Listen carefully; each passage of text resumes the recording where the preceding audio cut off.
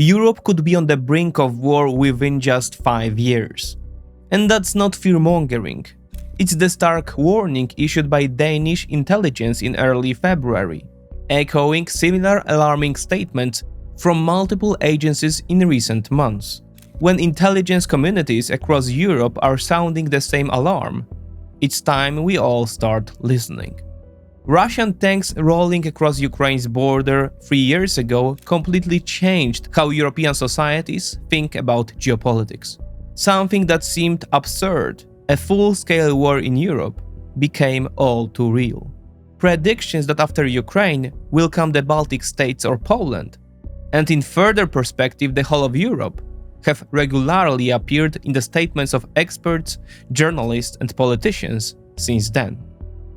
A year ago, British Defence Minister Grant Shapps stated in a speech, "We are moving from a post-war world to a pre-war one," and outlined a 5-year perspective.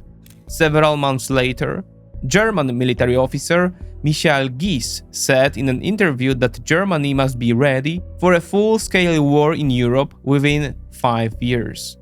Similar words were also spoken in Poland, at the highest levels of political and military authorities.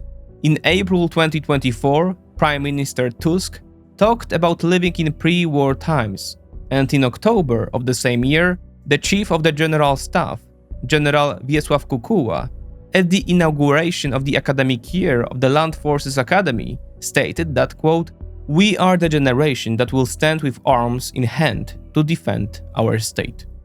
With the anticipated end or freezing of the war in Ukraine, these concerns are intensifying, and the shock caused in Europe by the policy of the new American administration, perceived as abandonment or even betrayal of European allies, brings to the forefront questions. Will Russia use the break in active warfare to restore the combat capability of its army and attack again? Will it be able to threaten European NATO members in the near future? Will President Trump abandon Europe? And if so, how much time do we have to prepare for open war? Welcome to the 20th Report.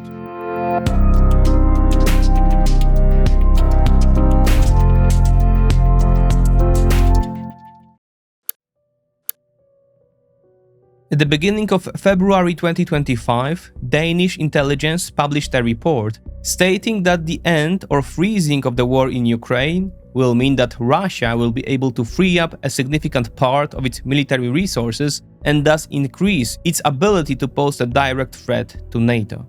The report also presents specific timeframes in which Russia would achieve such capability. Thus, it's estimated that after the end of operations in Ukraine, Russia, within 6 months, will be able to wage a local war in one country bordering it. Within 2 years, will pose a real threat to one or more NATO countries and be ready to wage a regional war in the Baltic Sea basin. Within 5 years, will achieve the capability to wage a large-scale war on the European continent if the United States is not involved.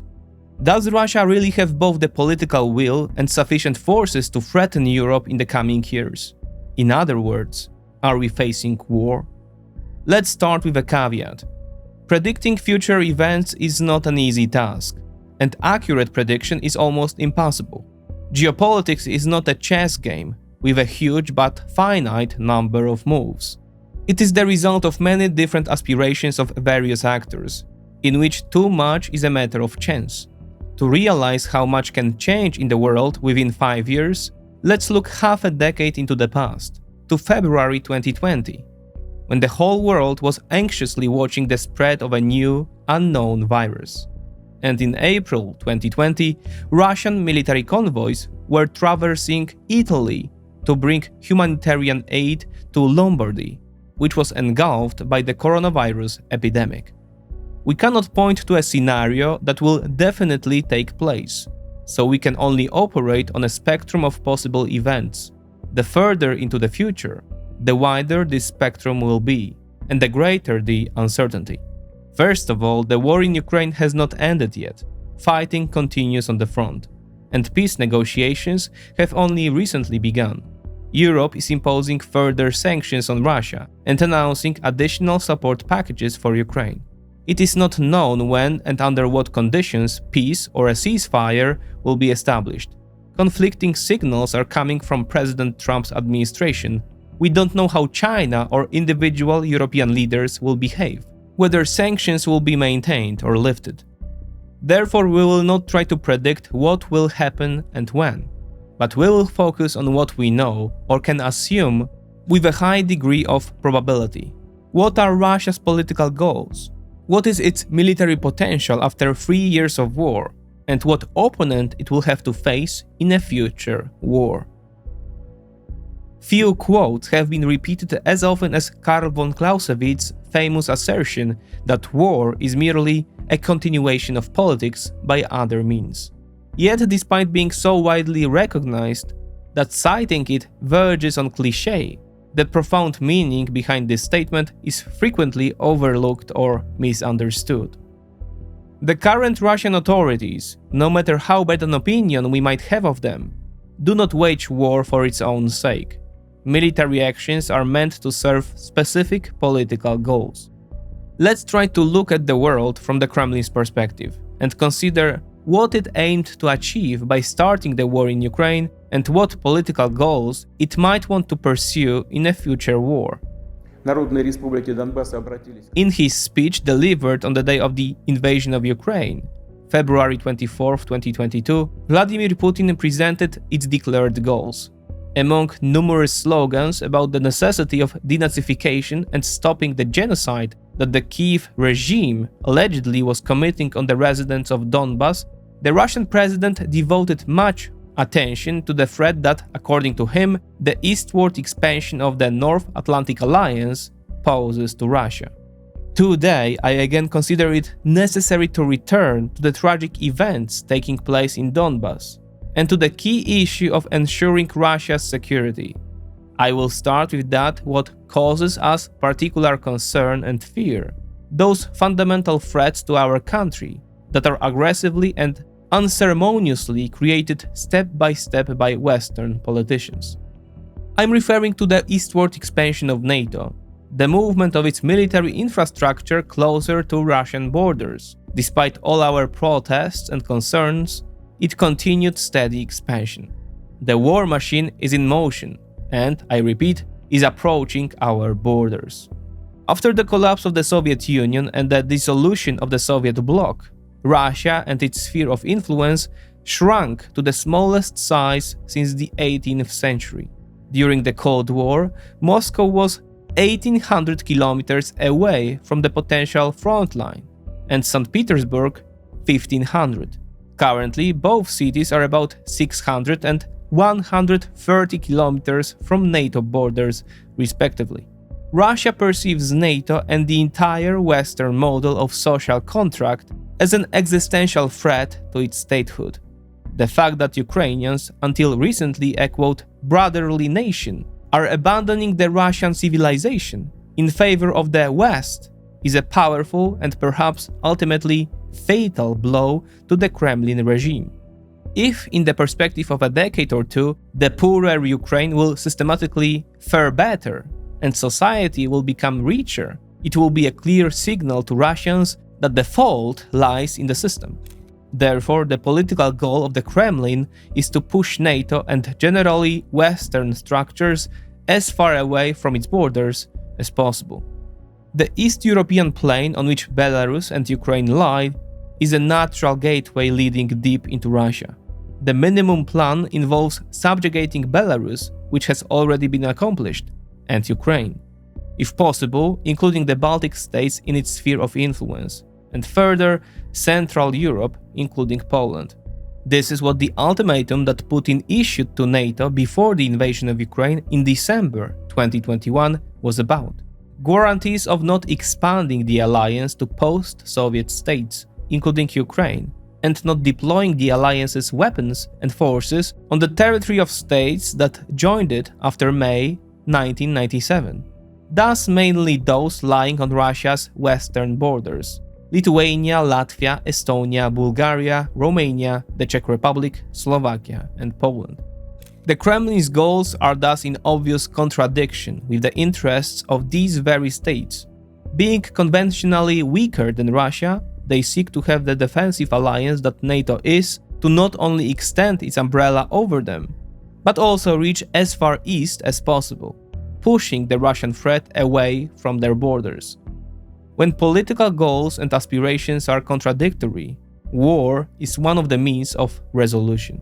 We have already quoted the most famous quote from Clausewitz. Let's reach for another, less worn out one. War is an act of violence intended to compel our opponent to fulfill our will. For the Kremlin, war is a tool to enforce its political will, and as shown by 2 decades of Vladimir Putin's rule, a tool that Russia is much more likely to reach for than Europe. But is Russia capable of such a war when in 3 years it was unable to conquer a much weaker Ukraine? Will it be able to rebuild its armed forces in the near future to threaten Europe? Will it emerge from the war in Ukraine weakened or conversely stronger? Clausewitz again states, war is the realm of uncertainty. 3/4 of the factors on which action in war is based are wrapped in a fog of greater or lesser uncertainty. And indeed, we do not have accurate and reliable data on the losses suffered by Russia both on the front in equipment and people, as well as economic losses caused by sanctions and war expenses. We can only rely on estimates. The Ukrainian side officially states that Russia has lost over 900,000 people, killed and wounded, and over 100,000 pieces of military equipment during 3 years of war, including over 10,000 tanks, 20,000 armored vehicles, 370 aircraft, or 28 ships. However, these data are unreliable, given that they serve propaganda purposes rather than informational ones. Open source analyses speak of much smaller losses. Visually confirmed is the destruction or damage of about 20,000 pieces of various military equipment.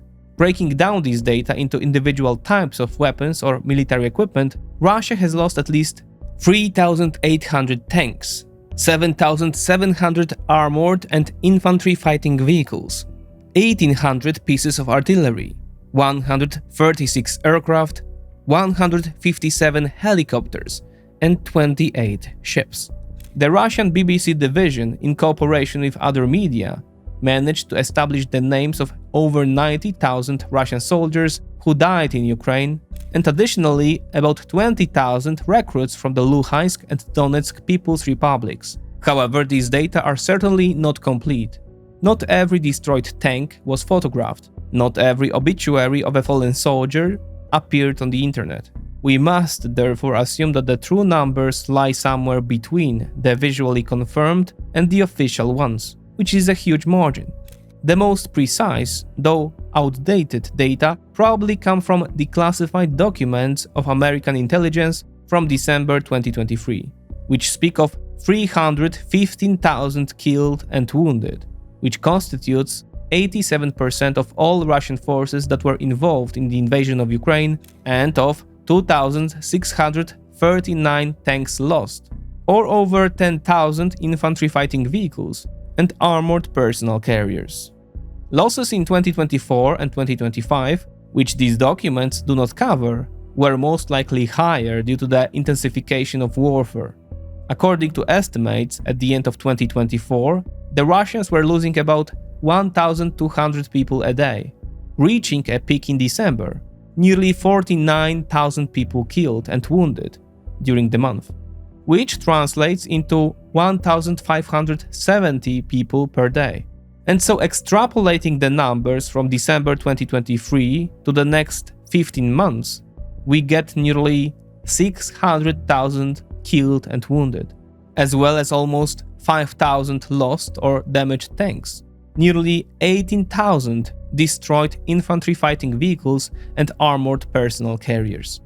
As noted by the authors of the report Russia's Military After Ukraine, published in mid-January by the RAND Corporation, during 3 years of war due to high losses, the capabilities of the Russian army to wage war have significantly decreased, and at the same time, The security environment has changed to Russia's disadvantage, mainly due to the accession of Sweden and Finland to NATO. Moreover, the army before 2022 was unable to defeat Ukraine on its own, even if this was largely due to the Western aid. Post-war reconstruction of the army must therefore not only aim to restore pre-invasion capabilities, but additionally expand the armed forces so that they are able to wage war against an opponent stronger than Ukraine. How quickly will Russia be able to rebuild what it lost over 3 years? Undoubtedly, Russia has not used its full mobilization potential in the war with Ukraine. Theoretically, the Kremlin can call up many more people to arms than it has so far. However, it has not decided to do so yet. Apart from the partial mobilization introduced in September 2022, during which some reservists were forcibly enlisted in the army, Russia relies rather on more or less voluntary service and is able to recruit a sufficient number of volunteers to replenish losses on the front. There is no shortage of candidates for service. They are tempted by attractive salaries by Russian standards, which for the lowest ranks amount to even 200,000 rubles, about $2,500, and one-time bonuses for joining the army, which can reach up to 4 million rubles, almost $50,000. According to data provided by the Kremlin, in 2024, 430,000 volunteers signed a contract with the Defense Ministry, compared to 300,000 the year before. There is no certainty whether these data are true, but there is no doubt that the level of voluntary enlistment is high enough that Russia is able to replenish losses and maintain even 700,000 soldiers on the front. The bottleneck of the replenishment process is training. Soldiers die on the front faster than the army is able to train new ones, which leads to what the Army University Press report calls the effectiveness dilemma.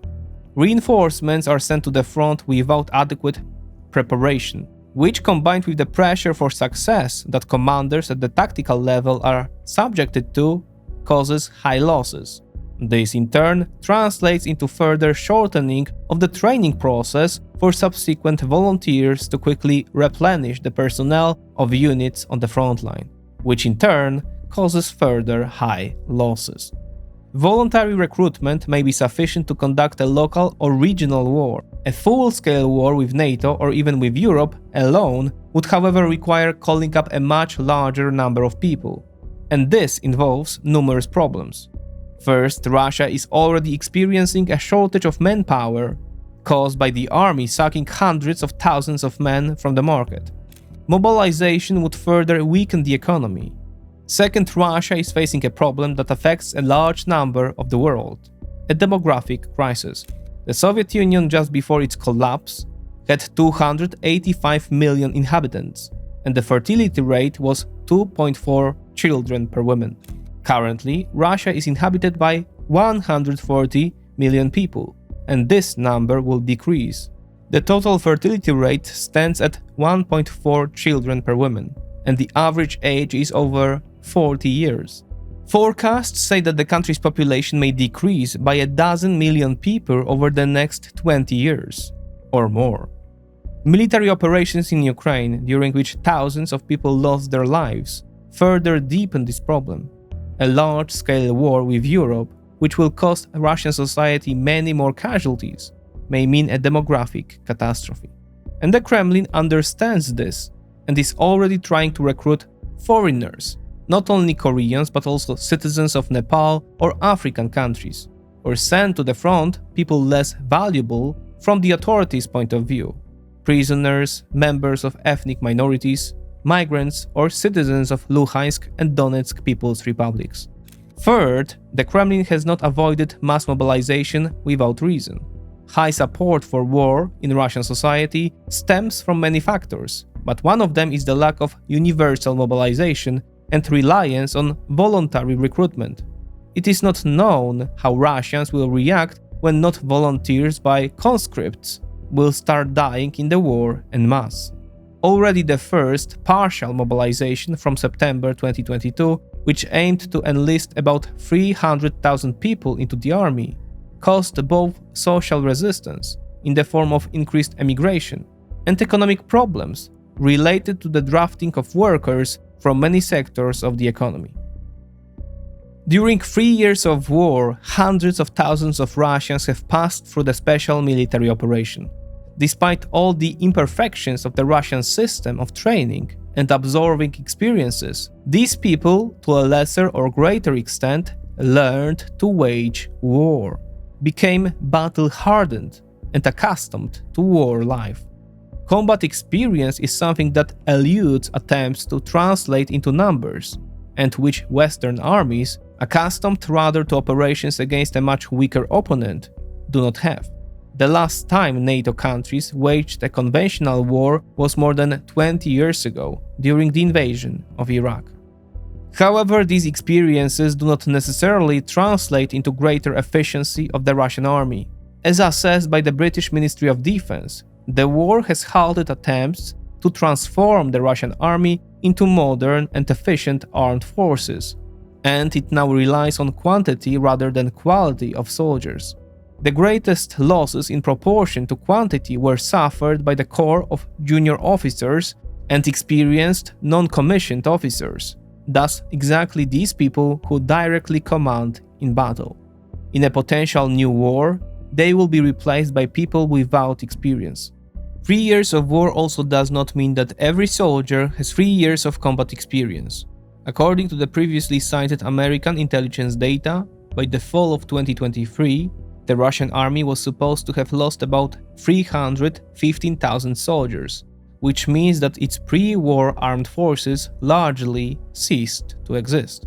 Moreover, long presence at the front, apart from gaining experience, translate into reduced combat capabilities of the soldier. People are not machines. They can only withstand a certain amount of time conducting combat operations. In ancient or medieval wars, which were usually resolved during one or several decisive battles, between which soldiers faced rather long marches and diseases than combat operations, this problem was less significant.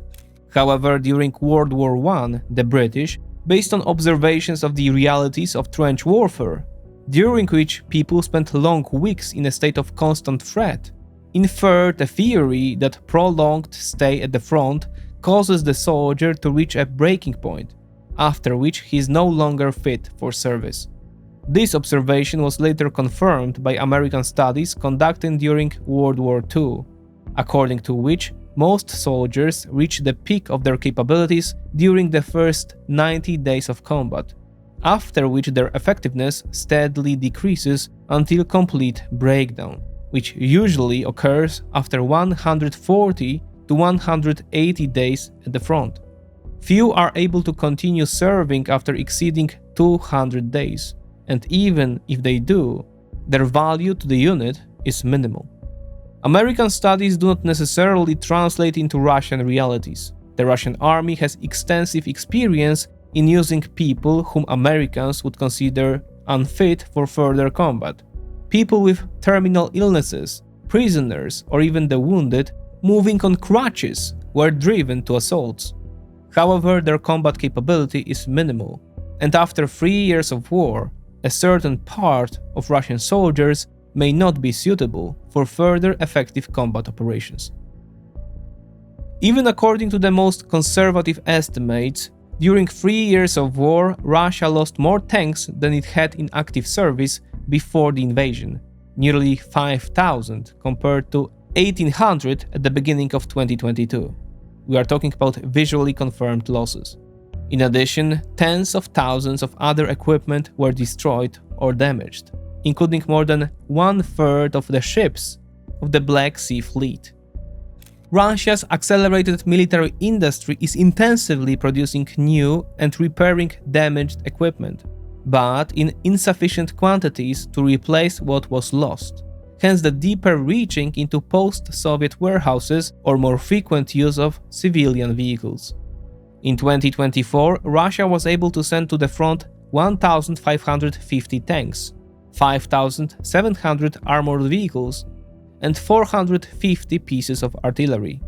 Theoretically, if it maintained a similar pace after the end of the war in Ukraine, it could replenish war losses in about 2 to 6 years, depending on the type of equipment and estimates of losses. However, it should be remembered that the vast majority of machines going to the front are either repaired vehicles or drawn from strategic reserves prepared back in the Soviet Union. According to estimates from last December, Russia retained about 50% of its pre-war reserve of tanks, infantry fighting vehicles, and armored personnel carriers. And as long as the war in Ukraine continues, these supplies are still being used.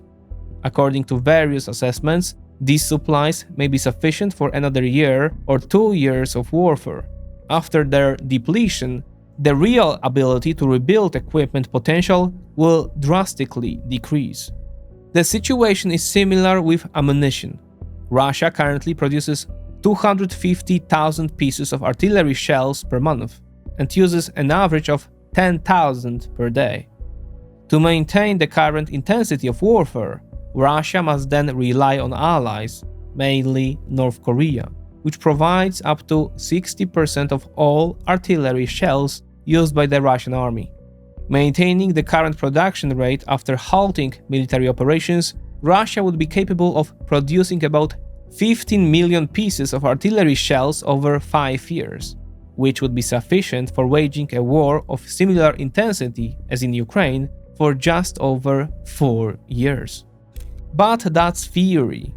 Currently, it is not possible to reliably assess at what pace Russia will be able to rebuild equipment and ammunition stocks after the war.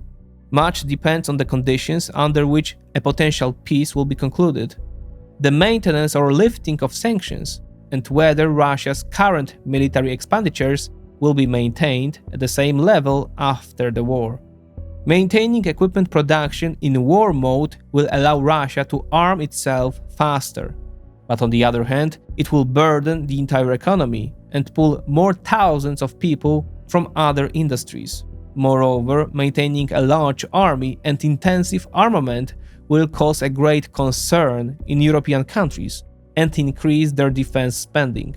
The nominal amount of produced equipment and ammunition says little about Russia's ability to unleash a new war without comparing them with the potential of a possible opponent. As the authors of the already cited Rand Corporation report note, 3 years of war have caused both a decrease in the Russia's army's ability to wage war and an increase in the threats that this army must respond to, pointing here primarily to the accession of Sweden and Finland to NATO. On the other hand, the policy conducted by President Trump's administration calls into question the will of the US to stand in defense of European allies. So would Europe be able to defeat Russia in a hypothetical war on its own without the help of American power? Or, even better, create such deterrence capabilities that war would never happen? The Danish intelligence report cited at the beginning, which forecasts Russia achieving the capability to conduct a full-scale war against European NATO countries, stipulates that the 5-year horizon is possible only if Europe does not arm itself at a similar pace. According to the old principle, si vis pacem para bellum, if you want peace, prepare for war. The more intensively European countries prepare for confrontation, the less likely it is to occur. Western Europe has economic and population potential far exceeding the Russian one. The European Union is inhabited by 3 times more people than Russia and has about 10 times larger GDP. European armies currently have a total of about 1.5 million soldiers, which is more than in the Russian army, which currently numbers about 1.3 million people. Theoretically, Western Europe, even without the support of the United States, is much more powerful than Russia, which does not mean it does not have to fear Russia. The problem for Europe, as always, is that this potential is dispersed. There is no single decision-making center, nor a sense of solidarity. The Russian threat looks completely different from the perspective of Lisbon or Madrid than from Vilnius, Tallinn, or Warsaw. countries located further from Russia may not be willing to engage in a bloody and exhausting war in defense of those located directly at the front line. These differences of opinion surface already during discussions about sending European soldiers on a peacekeeping mission to Ukraine. And in the case of a full-scale war, they will become even more apparent. Another weakness of the West is the lack of will of European societies to wage war, the consequence of which is, in turn, the lack of trained reserves and relatively low defense spending. Paradoxically, the shock that Trump's policy caused in Europe may, in the longer term, have a positive effect. European societies, fearing abandonment by the American ally, will come to terms with the higher costs of defense policy. Europe's weakness is also the saturation with military equipment and the potential for ammunition production, as estimated by the Bruegel think tank, to effectively deter Russia from a sudden attack. For example, on the Baltic states, Europe would have to field a minimum of 1,400 tanks, 2,000 infantry fighting vehicles, and 700 155mm howitzers, or rocket launchers, and thus more than the armed forces of France, Germany, Italy, and Great Britain currently possess combined. European armies also do not have adequate ammunition reserves. In 2025, Europe is expected to be able to produce about 1.5 million artillery shells, for which the German Rheinmetall is 50% responsible. However, the war in Ukraine shows that this is 2 to 3 times too little to wage a war of full intensity. However, there are some promising signs of positive change emerging. Europe still spends much less on its GDP on armaments than Russia, but these expenditures have been constantly increasing since 2015, with almost a 20% increase last year. The number of NATO members that have reached the threshold of 2% of GDP allocated to defense has increased from 3 in 2014 to 23 10 years later. The ratio of spending allocated to armaments to other costs has also increased, in some cases very dramatically. At this point, it is also worth recalling the recent declaration of the President of the European Commission, Ursula von der Leyen, regarding the investment of 800 billion euros in European defense. Earlier, Poland had already begun huge expenditures on armaments, implementing a very costly program of modernizing its army. More and more indicates that Friedrich Merz, Germany, also plans a thorough reconstruction of its capabilities. A kind of elephant in the room for the Russians, a factor that cannot be omitted when speculating about a potential Russian offensive on Europe, is clearly Ukraine. This country is bloodied and heavily damaged, but still has the most numerous and strongest army in Europe after the Russian one. The Kremlin cannot ignore this in its plans. A possible confrontation with the West may be perceived in Kyiv as a window of opportunity, as a chance to regain what it has lost since 2014. In other words, without finally pacifying Ukraine, an attack on another country involves double risk. Even if Kyiv is forced to make certain concessions now, it is clear that it will be waiting for a moment of revenge. That is why it is so important for Ukraine to remain an ally of the West, and not allow Russia to control it.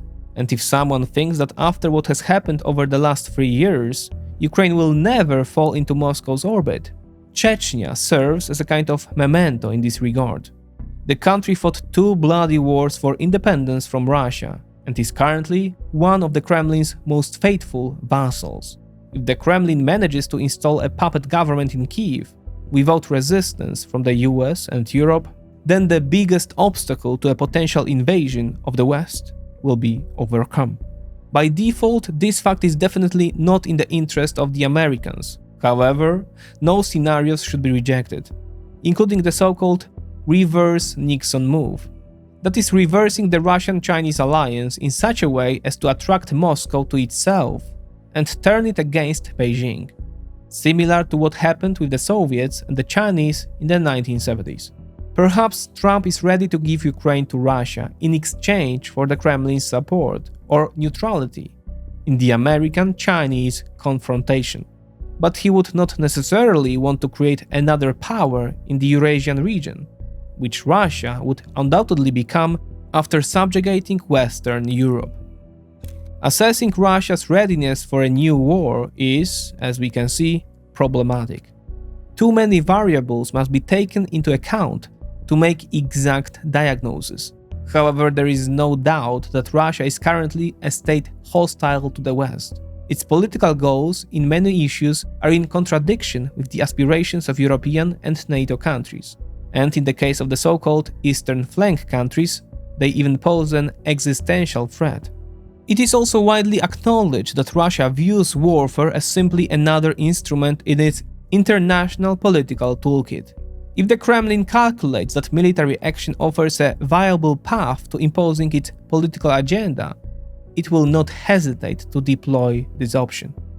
There are no certain recipes for pushing away this threat.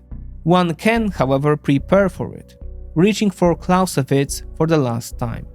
Conqueror is always a lover of peace. As Bonaparte always asserted of himself, he would like to make his entry into our state unopposed. In order to prevent this, we must choose war, and therefore also make preparations. That is, in other words, it is just the weak, or the side which must defend itself, which should be always armed in order not to be taken by surprise. So it is willed by the art of war. We cannot predict the future. However, we can prepare for various scenarios, including and especially the worst one.